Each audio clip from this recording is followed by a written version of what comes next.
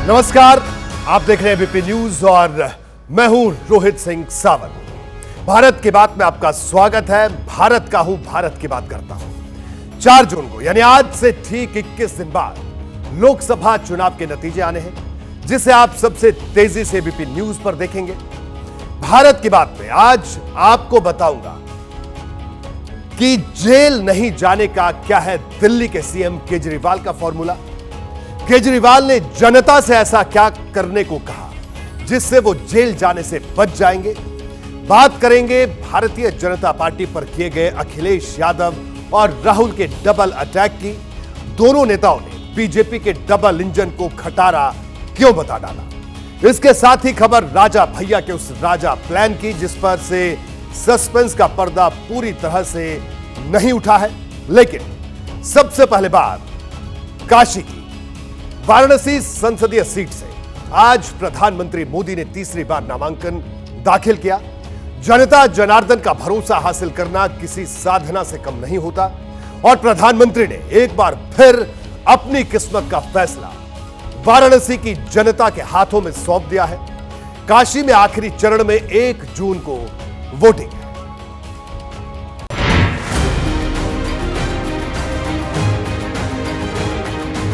ईश्वर को खबर देना, सत्य निष्ठा से प्रतिज्ञा करना।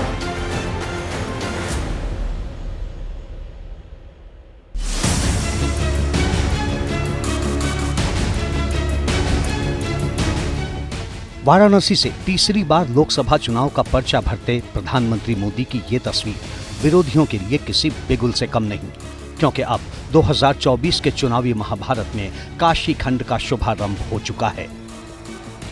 ईश्वर को खबर देना, सत्य निष्ठा से प्रतिज्ञा करना। सबकी नजरें अब वाराणसी पर टिक चुकी हैं, जहां समर शेष है कि हुंकार भी है और नए तेवर के साथ पुराने विरोधियों से आर पार की ललकार भी। जहां शुद्ध बनारसिया अंदाज में मोदी अपने कार्यकर्ताओं को एक एक बूथ और एक एक वोट की अहमियत समझा रहे हैं और महाविजय की खातिर मोर्चा सजा रहे हैं। प्रधानमंत्री जी के शब्दों से आज उनकी जो लोकप्रियता है, आज हर प्रत्याशी जीत की ओर अग्रसर है। नामांकन के दौरान पीएम मोदी के साथ 4 प्रस्तावकों में से 2 पंडित गणेश्वर शास्त्री और बैजनाथ पटेल मौजूद रहे। इनके साथ ही 2 और प्रस्तावक लालचंद कुशवाहा और संजय सोनकर हैं। प्रस्तावक के रूप में इनकी मौजूदगी वाराणसी के जातीय समीकरण के लिहाज से दूर का दांव है। प्रधानमंत्री से यही मुलाकात हुई, कोई बातचीत हुई? नहीं, यही हुई, यही मुलाकात स्वास्थ्य के विषय में। जी, स्वास्थ्य के विषय में। ये जो क्या शुभ मुहूर्त है जब नामांकन हुआ? गुरुजी अच्छा ही है। पहले पूज्य प्रधानमंत्री जी, अपने संगठन के सभी शीर्ष नेतृत्व को बहुत बहुत धन्यवाद, उनके प्रति आभार प्रकट करता हूं कि मुझे पूज्य प्रधानमंत्री का प्रस्ताव बनाया गया। वाराणसी लोकसभा सीट की इस जंग में मोदी के खिलाफ इंडिया गठबंधन ने पूर्व विधायक अजय राय को मैदान में उतारा है। अजय राय कांग्रेस के प्रदेश अध्यक्ष हैं।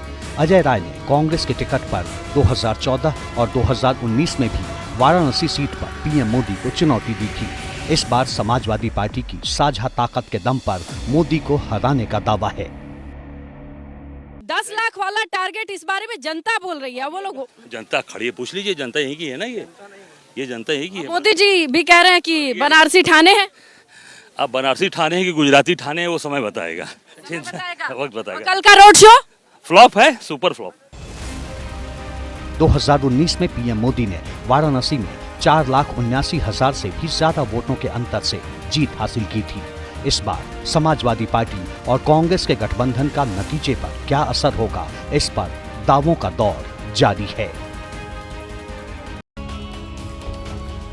नामांकन के साथ दाखिल किए गए शपथ पत्र में पीएम मोदी ने अपने बारे में जो जानकारी दी है वो बेहद दिलचस्प है।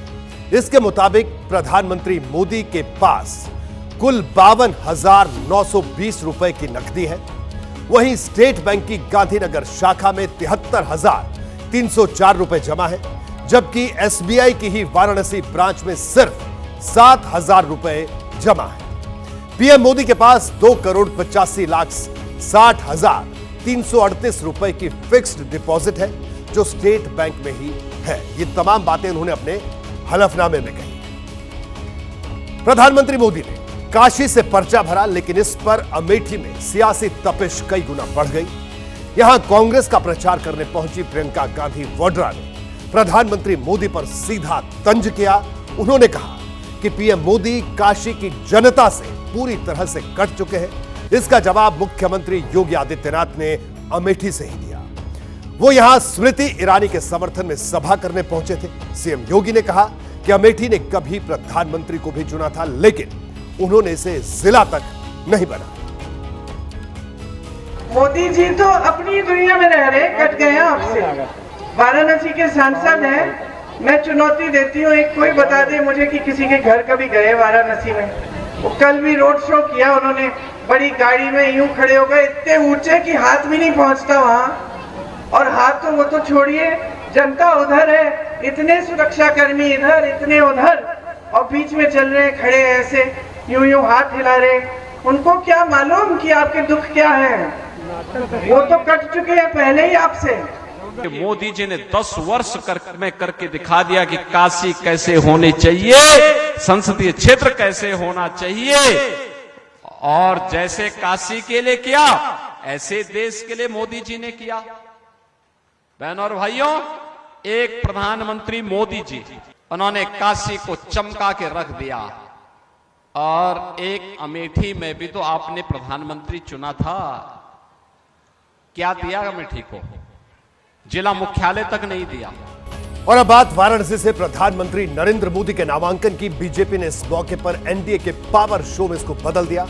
प्रधानमंत्री के नामांकन में एनडीए के करीब करीब सारे सहयोगी दलों के अध्यक्ष और कई राज्यों के मुख्यमंत्री शामिल हुए। इस शक्ति प्रदर्शन के जरिए बीजेपी ने पूरे देश को अपने दमखम का एक मजबूत संदेश देने की कोशिश की।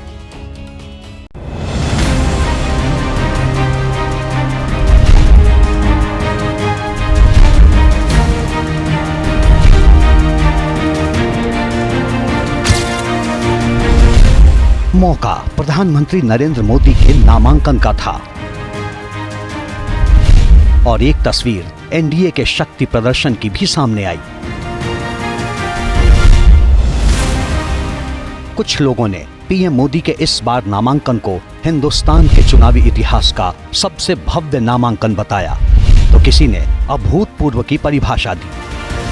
खास बात तो ये भी कि पूर्वांचल में बीजेपी के जितने सहयोगी हैं, सभी पार्टियों के राष्ट्रीय अध्यक्ष इस यादगार मौके पर मौजूद रहे।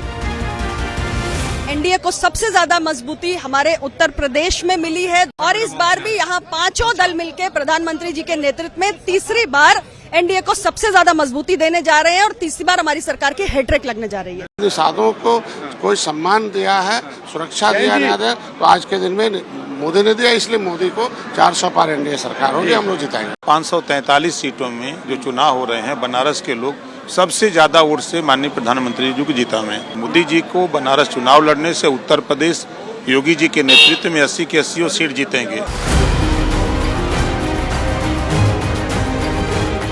वाराणसी से चुनाव लड़कर पीएम मोदी सिर्फ पूर्वांचल भर को नहीं साधते, बल्कि कोशिश बिहार तक संदेश देने की होती है। पीएम मोदी नामांकन करने पहुंचे तो बिहार से भी बड़े नेताओं की टोली काशी का नजारा देख रही थी और मोदी का जयकारा सुन रही थी।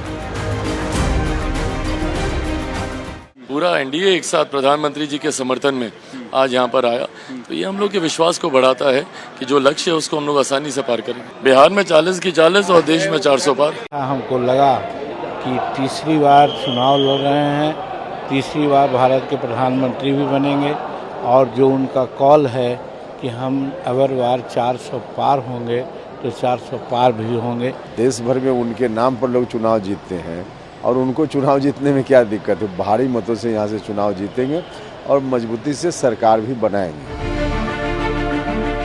न सिर्फ पूर्वांचल और बिहार के सहयोगी, बल्कि बीजेपी शासित कई राज्यों के मुख्यमंत्री अमित शाह और राजनाथ सिंह समेत कई केंद्रीय मंत्री और बीजेपी अध्यक्ष जेपी नड्डा के साथ साथ बड़े बड़े नेता देश की हाई प्रोफाइल सीट पर देश के सबसे बड़े नेता के नामांकन में शामिल हुए।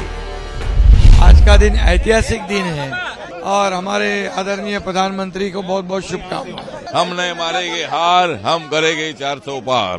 नरेंद्र मोदी जी प्रधानमंत्री तीसरी बार बनेंगे। नरेंद्र मोदी जी लड़ रहे जंग और बदल देंगे भारत देश का रंग। सभी रिकॉर्ड ब्रेक होने वाले हैं, काशी में ही नहीं पूरे देश में, और हमारे महाराष्ट्र में भी पहली बार से भी ज्यादा वोट लेकर शिंदे जी के नेतृत्व में महाराष्ट्र में विजय होने वाली है।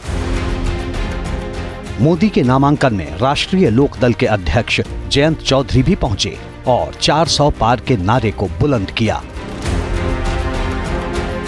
देश के लिए जिस विजन के साथ काम हो रहा है उसी दिशा में और मजबूती मिलेगी। बनारस के लोगों से यही उम्मीद है। अब की बार 400 पार का जो नारा है वो कितना सार्थक है, हो पाएगा नहीं हो? बनारस में खड़े होकर बात की जा रही है तो वो सार्थक अपने आप हो जाती है।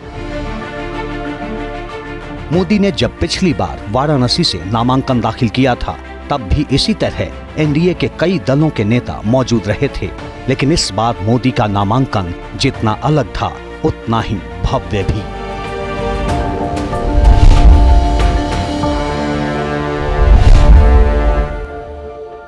कल सुबह 10:30 बजे लखनऊ में इंडिया गठबंधन की प्रेस कॉन्फ्रेंस होनी है।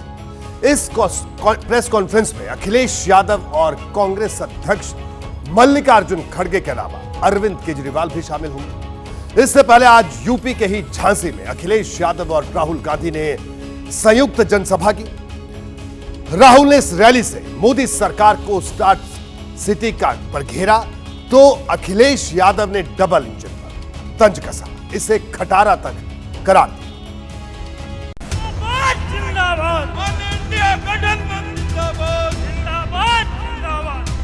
जो अपने आप को डबल इंजन की सरकार बोल रहे हैं दिल्ली वाले, उनका एक इंजन पहले से ही गायब है। बीजेपी वालों का झांसी वाला इंजन खटारा है कि नहीं है? बताओ, इस खटारे इंजन को बदलोगे?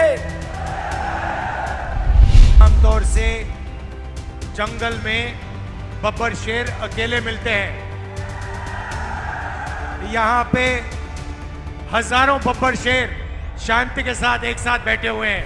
जय समाजवाद, जय इंडिया गठबंधन, जय कांग्रेस। कन्नौज और कानपुर के बाद यूपी में दो लड़कों की जोड़ी झांसी के चुनावी मंच पर नजर आई। इंडिया गठबंधन के प्रत्याशी प्रदीप जैन आदित्य के लिए वोट मांगे। राहुल गांधी ने झांसी में लगे छातों को लेकर मोदी सरकार की स्मार्ट सिटी वाली नीति पर तंज कसा। इसी सड़क पर छाते लटका रखे थे। मैंने पूछा, भाई ये छाते लटका क्यों रखे सड़क के ऊपर? मुझे बताया गया कि ये स्मार्ट सिटी है। अगर ऐसे स्मार्ट सिटी बनते हैं तो इंडिया गठबंधन सब जगह छाते लगा देगा, कोई प्रॉब्लम नहीं है। 4 चरणों का चुनाव हो चुका है, भाजपा का ग्राफ गिरता जा रहा है। झांसी के लोग भारतीय जनता पार्टी की विदाई की झांकी की तैयारी कर रहे हैं। राहुल गांधी जिंदाबाद। राहुल गांधी इन दिनों जहां भी चुनावी रैली करने पहुंच रहे हैं, साथ में संविधान रखते हैं और मोदी सरकार को संविधान के ही मुद्दे पर घेरते हैं। झांसी की रैली में राहुल के साथ साथ अखिलेश यादव ने भी संविधान को लेकर मोदी सरकार पर निशाना साधा। इलेक्शन जो है पहली बार संविधान को बचाने का इलेक्शन है। बीजेपी इस किताब को खत्म करना चाहते हैं, फाड़ के फेंक देना चाहते हैं। इस संविधान को नरेंद्र मोदी छोड़ो, आरएसएस छोड़ो, दुनिया की कोई शक्ति नहीं खत्म कर सकती है। ये जो मनमर्जी लोग मन की बात करते हैं, इन्हें संविधान की बात सुननी पड़ेगी। इसलिए ये चुनाव समुद्र मंथन की तरह संविधान मंथन का भी है। एक तरफ वो लोग हैं जो संविधान को बदलना चाहते हैं और दूसरी तरफ वो लोग हैं जो संविधान को बचाना चाहते हैं। संविधान को बचाने का इलेक्शन है। साफ है कि 2024 का लोकसभा चुनाव इंडिया गठबंधन के नेता संविधान के मुद्दे पर लड़ रहे हैं। इसके अलावा कोई अग्निवीर योजना को कचरे के ढेर में फेंकने की बात कह रहा है, तो कोई खाद की बोरी के सहारे सरकार पर हमलावर है। अग्निवीर योजना को हम उठा के कूड़ेदान में फेंक देंगे। एक शहीद को शहीद का दर्जा मिलेगा, दूसरे को शहीद का दर्जा नहीं मिलेगा। एक शहीद को पेंशन मिलेगी, दूसरे शहीद को पेंशन नहीं मिलेगी। ये 2 शहीद हमें नहीं चाहिए। किसानों के खेतों का पैसा भारतीय जनता पार्टी की जेबों में पहुंच गया। ये किसान जानता होगा, जब खाद की बोरी लेकर के आया तो खाद की बोरी से भी चोरी हो गई। और जब डीएपी किसान हमारा खरीदने गया तो किसान को डीएपी के साथ साथ नैनो यूरिया भी खरीदनी पड़ गई। झांसी ऐसी लोकसभा सीट है जहां मोदी लहर में दोनों बार बीजेपी ने इस सीट पर न सिर्फ जीत का कमल खिलाया बल्कि विरोधियों को बड़े अंतर से मात दी। अब इंडिया गठबंधन भले इस सीट पर जीत की दावेदारी करे, लेकिन बीजेपी इस बार भी झांसी को लेकर 100% आश्वस्त है। 2024 के चुनाव के बाद श्री अखिलेश यादव जी और श्री राहुल गांधी एक इटली जाएंगे, एक लंदन जाएंगे, पूरे दावे से करेंगे। 100% वोट में से 80% वोट हमारा है, 20% में बंटवारा है। भारतीय जनता पार्टी बहुमत प्राप्त कर चुकी है, प्रचंड बहुमत की ओर बढ़ रही है। यूपी में अभी तक आधी सीटों पर ही वोटिंग हुई है और आधी सीटों पर वोटिंग बाकी है। साफ है कि कोई भी दल खुद को कमजोर नहीं दिखाना चाहता। और अब बात राजा भैया की, जो आज फिर से सुर्खियों में रहे। दरअसल उत्तर प्रदेश की कौशाम्बी लोकसभा सीट पर राजा भैया का सियासी दखल है। यहां कई वोटर ऐसे हैं जो राजा भैया के कहने पर लोकसभा चुनाव में वोट देते हैं। राजा भैया की इसी ताकत को भांपते हुए आज कौशाम्बी से बीजेपी प्रत्याशी विनोद सोनकर और केंद्रीय मंत्री संजीव बालियान उनके घर पहुंचे। करीब आधे घंटे तक की मीटिंग चली। हालांकि राजा भैया ने अभी तक किसी भी पार्टी के समर्थन का ऐलान नहीं किया है। सूत्र बता रहे हैं कि राजा भैया बीच का रास्ता अपनाएंगे। के लोग कुंडी लगा दोगे कि नहीं लगा दोगे?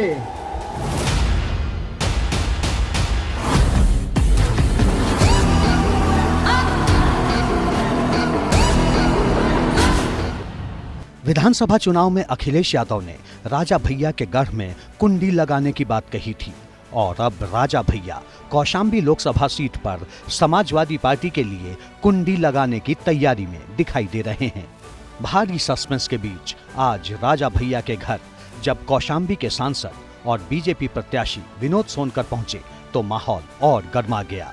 विनोद सोनकर के साथ केंद्रीय मंत्री संजीव बालियान भी थे। ये मुलाकात करीब आधे घंटे तक चली। यहीं से पहला संदेश आया कि लोकसभा चुनाव में राजा भैया बीजेपी प्रत्याशी का समर्थन करेंगे।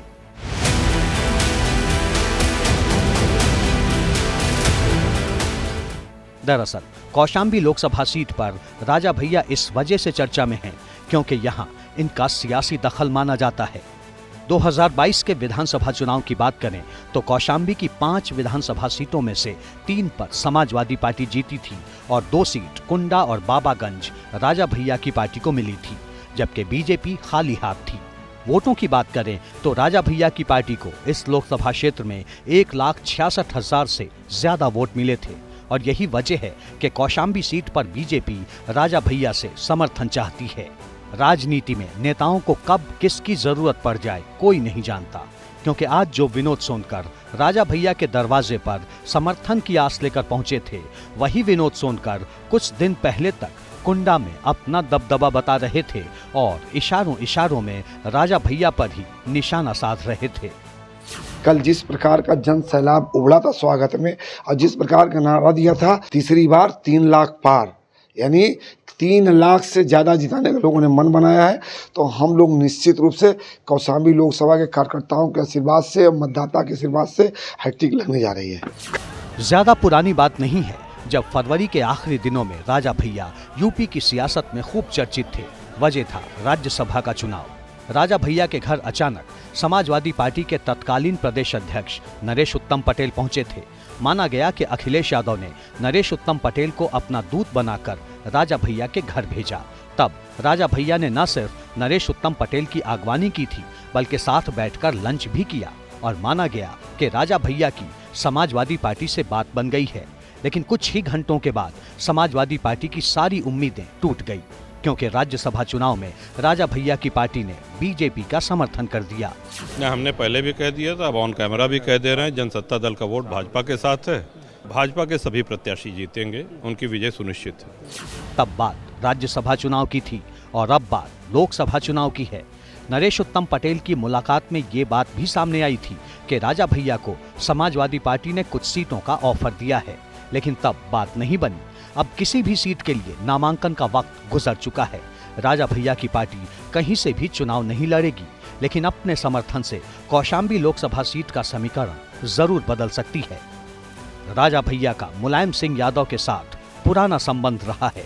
मुलायम के बीमार होने के दौरान वो लगातार उनसे मुलाकात करने भी पहुंचते थे। हालांकि अखिलेश यादव के साथ राजा भैया के रिश्ते बहुत ज्यादा ठीक नहीं रहे। जब भी कोई चुनाव आया, दोनों के बीच सियासी तलवारें खिंची दिखाई दी। कुंडा के लोग कुंडी लगा दोगे कि नहीं लगा दोगे?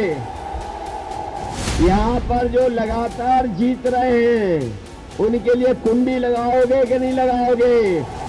समाजवादी पार्टी और राजा भैया के रिश्ते बिगड़े तो बीजेपी से राजा भैया की नजदीकी बढ़ गई। कुछ दिन पहले ही अमित शाह और राजा भैया की यूपी के बाहर मुलाकात हुई थी और अब संजीव बालियान के साथ साथ विनोद सोनकर का राजा भैया के घर पहुंचना बताता है कि बातचीत पटरी पर है। हालांकि राजा भैया का फाइनल फैसला क्या होगा, इस पर मोहर खुद राजा भैया ही लगाएंगे।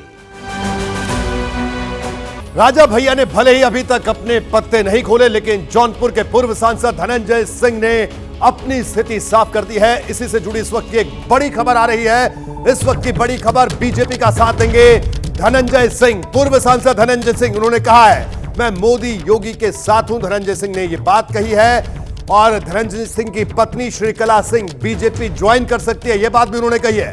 मुझ पर कोई दबाव नहीं है, धनंजय सिंह ने यह बात भी की है। और हमारे संवाददाता अभिषेक उपाध्याय के साथ एक्सक्लूसिव बातचीत धनंजय सिंह की सुनिए। 13 तारीख को पोलिंग समाप्त हुई है, सगी बुआ जी के लड़के हैं, तो बीजेपी को ज्वाइन किया उत्तर प्रदेश में जब माइक्रो सदस्यता अभियान चल रहा था। हमारा झगड़ा बीजेपी से चल रहा है, लेकिन वो बीजेपी के माइक्रो सदस्यता अभियान में 1,57,000 लोगों को सदस्य बनाया था उन्होंने। ये कोई विषय नहीं हो। और हम लोगों की जो शुरू से छात्र जीवन से भी हम लोग थोड़ा विद्यार्थी परिषद से लगाव रहा, अभी ये चलता ही रहा। और उसके बाद एक जो हम लोगों का जो वोटर है, खासतौर से ओबीसी, फॉरवर्ड, वो जो मैक्सिमम वोटर, माइनॉरिटीज़ के भी लोग जो हम लोग साथ मैक्सिमम है, वो हम लोग ये नहीं देखते हैं कि बीजेपी उनके लिए ज्वाइन भी कर सकते हैं या सिर्फ ये आउटसाइड समर्थन है, या भविष्य में ऐसा भी हो सकता है? चुनाव में नहीं हूँ तो मैं तटस्थ नहीं रह सकता हूँ। तटस्थ लोकतंत्र में क्या हो जैसी कोई बात? अगर लोकतंत्र के इस महापर्व में देश का चुनाव हो रहा है, आप अगर कहीं किसी दिशा में नहीं खड़े होंगे, ठीक है, और जो पक्ष और विपक्ष का आरोप प्रत्यारोप लग रहा है, उसमें कभी कभी मुझे हास्यास्पद लगता है। जब आप उधर बैठते हो तो ये सारी चीज़ें आप करते हो तो अच्छी होती हैं। आज जब आप विपक्ष में बैठे हो, जब सत्ता पक्ष करता है तो सारी चीज़ें, और ये चीज़ क्लियर हो जाना चाहिए, सत्ता जो है हमेशा सत्ता का एक गुण होता है। सत्ता प्रयास करती है कि जो मैं कह रही हूँ वही सही हो। अब वो डेमोक्रेटिक सत्ता नहीं, तो वो एक गुण जान लीजिए, उसके अनुरूप आप काम करिए, आप लड़ने का साहस करिए, लड़िए सत्ता के साथ। और सही बातों में, हर बात का सत्ता में हर चीज खराब नहीं है, हर चीज अच्छी। दो सवाल और है मेरे। चर्चा ये भी है कि श्रीकला जी बीजेपी ज्वाइन कर सकती हैं, क्या कुछ ऐसा है? क्या ऐसी कोई बातचीत चल रही है? अब ये श्रीकला जी से आप पूछ लीजिएगा, चूंकि पहले भारतीय जनता पार्टी में उन्होंने काम किया है, हो सकता है पार्टी अगर उनको अप्रोच करेगी तो उनका विचार है। आपको कोई एतराज उसमें नहीं है? नहीं, पहले भी नहीं था मुझे, आज भी नहीं मुझे कोई एतराज है। दिल्ली के मुख्यमंत्री आवास में स्वाति मालीवाल से बदसलूकी हुई, यह बात अब आम आदमी पार्टी ने भी मान ली है। आम आदमी पार्टी के सांसद संजय सिंह ने कहा कि मुख्यमंत्री अरविंद केजरीवाल ने कड़ी कार्रवाई का निर्देश दिया है, लेकिन बीजेपी कह रही है कि इस मामले में पुलिस को एक्शन लेना चाहिए। मैं आपको दोनों की बात सुनवाता हूं।